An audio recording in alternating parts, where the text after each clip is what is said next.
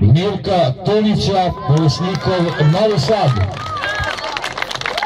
Priznanje će uručiti profesor Milan Rađenović, šef stručnog štaba Zrenjaninske škole fudbala Petlić. Najbolji strelac na današnjem takmičenju je Luka Cvetičanin, Proletar Zrenjanin. Čestitamo.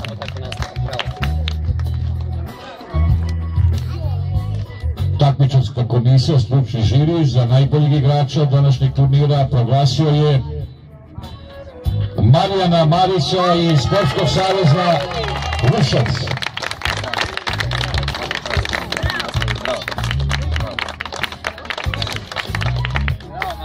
Prelazimo na kolektivna priznanja.